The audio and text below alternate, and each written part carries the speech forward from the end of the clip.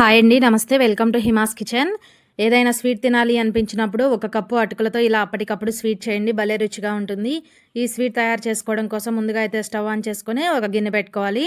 ఏదైనా కప్పు కానీ లేదా గ్లాస్ కానీ కొలతగా తీసుకోవాలి. నేనైతే ఇక్కడ ఒక కప్పు తీసుకున్నానండి. ఈ కప్పుతో ఒక కప్పు వరకు బెల్లంని వేసుకోవాలి. ఏ కప్పుతో బెల్లం వేసుకున్నామో అదే కప్పుతో 1.5 కప్పు వరకు నీళ్ళని పోసుకోవాలి. ఒక కప్పు బెల్లానికి 1.5 కప్పు నీళ్లు పడతాయండి. ఇప్పుడు నీళ్లు పోసిన తర్వాత ఇలా కలుపుకుంటూ బెల్లాన్ని అయితే కరిగించుకోవాలి. మనకి బెల్లం పాకం ఏమి రావాల్సిన అవసరం లేదు, కరిగితే సరిపోతుందండి. ఇక్కడ మీరు ఈ బెల్లం ప్లేస్లో పంచదార అయినా కూడా యూజ్ చేసుకోవచ్చు. ఒక కప్పు పంచదార 1.5 కప్పు నీళ్ళని పోసుకుంటే సరిపోతుంది. ఈ విధంగా బెల్లం మనకి చక్కగా కరిగిన తర్వాత ఈ బౌల్ని అయితే కనుక పక్కకు తీసుకుందాము. ఈ బౌల్ని పక్కకు తీసుకొని మరొక కడాయి పెట్టుకోవాలి. 2 టేబుల్ స్పూన్ల వరకు నెయ్యిని వేసుకోండి. మనం చేసేది స్వీట్ రెసిపీ కాబట్టి కొంచెం నెయ్యి ఉంటే టేస్ట్ బాగుంటుందండి. ఒక 2 స్పూన్ల వరకు నెయ్యిని వేసుకొని నెయ్యి కొంచెం వేడైన తర్వాత ఇందులో ఒక 10 జీడిపప్పు అలాగే ఒక 10 బాదం పప్పుని తీసుకోవాలి. బాదం పప్పుని ఇలా ముక్కలుగా కట్ చేసుకొని వేసుకోండి. నేను ఇక్కడ జీడిపప్పు బాదం వేసానండి. మీరు మీకు నచ్చిన డ్రై ఫ్రూట్స్ని వేసి మంచి కలర్ వచ్చేంత వరకు ఫ్రై చేసుకోవాలి. ఇవి కొంచెం ఈ విధంగా కలర్ వచ్చిన తర్వాత ఇందులో ఒక 10-15 వరకు కిస్మిస్ని కూడా వేసుకోవాలి. కిస్మిస్ ముందే వేసారంటే కనుక మాడిపోతాయండి. కాబట్టి ముందు కొంచెం ఇవి ఫ్రై అయిన తర్వాత అప్పుడు ఇలా కిస్మిస్ వేసుకొని ఈ కిస్మిస్ కూడా కొంచెం ఎర్రగా అయితే ఫ్రై చేసుకోవాలి. డ్రై ఫ్రూట్స్ అన్నీ కూడా మనకి చక్కగా గోల్డెన్ బ్రౌన్ కలర్ వచ్చేంత వరకు ఫ్రై చేసుకున్న తర్వాత వీటిని తీసి ఒక బౌల్లో అయితే వేసుకుందాము. ఇదే కడాయిలో ఇంకా కొంచెం నెయ్యి ఉంది కదండి. ఇప్పుడు ఒక కప్పు వరకు పచ్చి కొబ్బరి కానీ లేదా ఎండు కొబ్బరి కానీ తురుము వేసుకోవాలి. మీ దగ్గర ఎండు కొబ్బరి ఉంటే ఎండు కొబ్బరి వేసుకోండి, లేదంటే పచ్చి కొబ్బరిని ఈ విధంగా తురుముకొని వేసుకోండి. టేస్ట్లో అయితే ఏ మార్పు ఉండదండి. కాకపోతే మనకి కొంచెం పచ్చి కొబ్బరి అయితే ఫ్రై అవ్వడానికి కొంచెం టైం పడుతుంది, ఎండు కొబ్బరి అయితే తొందరగా ఫ్రై అవుతుందండి. ఈ విధంగా కొబ్బరిని అయితే కనుక కొంచెం ఎర్రగా వచ్చేంత వరకు ఫ్రై చేసుకోవాలి. ఈలోపు అయితే మీకు చిన్న రిక్వెస్ట్ అండి, ఫస్ట్ టైం మన ఛానల్ని చూస్తుంటే ప్లీజ్ సబ్స్క్రైబ్ చేసుకోండి. అలాగే వీడియో నచ్చితే ఒక చిన్న లైక్ చేయడం అస్సలు మర్చిపోవద్దు. మీరు ఒక చిన్న లైక్ చేయడం వల్ల వీడియో అయితే మరొక కొంతమందికి రీచ్ అవ్వడానికి హెల్ప్ అవుతుంది. కాబట్టి ప్లీజ్ ఒక చిన్న లైక్ చేయండి. కొబ్బరి అంతా ఫ్రై అయిన తర్వాత ఈ కొబ్బరిని తీసి ఒక ప్లేట్లో పెట్టుకుందాము. ఇప్పుడు అదే కడాయిలో మరొక 2 స్పూన్ల వరకు నెయ్యిని వేసుకోండి. ఏ కప్పుతో మనము బెల్లము అలాగే కొబ్బరి తురుము తీసుకున్నామో అదే కప్పుతో ఒక కప్పు వరకు అటుకులు వేసుకోవాలి. ఈ అటుకులు అనేవి కొంచెం మందంగా ఉన్న అటుకులు వేసుకోవాలండి, మరీ పలచగా ఉన్నవి వేసుకోకూడదు.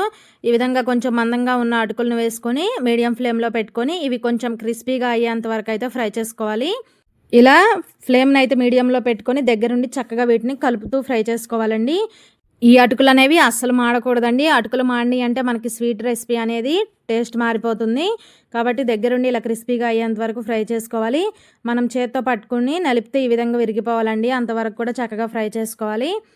అటుకులు ఈ విధంగా బాగా క్రిస్పీగా అయ్యేంత వరకు ఫ్రై చేసుకున్న తర్వాత మనం ముందుగానే బెల్లంని కరిగించి పక్కన పెట్టుకున్నాం కదండి, ఆ బెల్లం వాటర్ని అయితే కనుక అటుకుల్లో వేసుకోవాలి. ఈ విధంగా ఒక ఫిల్టర్ సహాయంతో ఈ బెల్లం వాటర్ని అయితే కనుక మనం వడపోసుకుందామండి. ఖచ్చితంగా బెల్లం వాటర్ అనేది ఇలా వడకట్టుకోవాలి, లేదంటే బెల్లంలో ఇసుక చిన్న చిన్న మట్టిగడ్డలు లాంటివి ఉంటాయండి.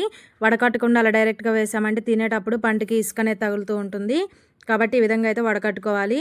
ఇలా బెల్లం వాటర్ వేసిన తర్వాత ఒకసారి కలుపుకొని బాగా ఉడికించుకోవాలి.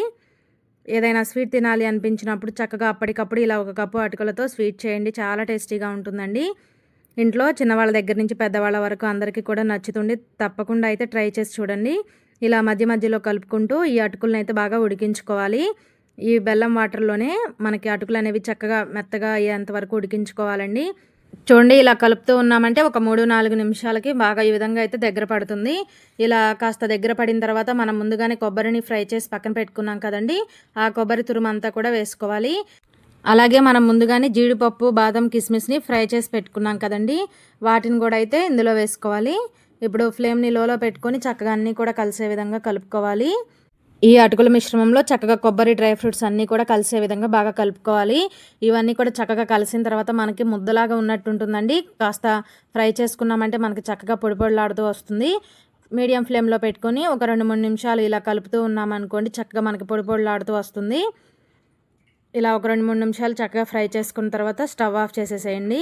కాస్త చల్లారిన తర్వాత మనం సర్వ్ చేసుకుంటే టేస్ట్ అయితే చాలా చాలా బాగుంటుంది. కాస్త చల్లారిన తర్వాత చూపిస్తున్నా చూడండి, మనకి చక్కగా పొడి పొడిలాడుతూ వస్తుందండి. ఇలా అన్నీ కూడా ఒక కప్పు మెజర్మెంట్తో చేసామంటే మనకి స్వీట్ అనేది పర్ఫెక్ట్గా కుదురుతుంది.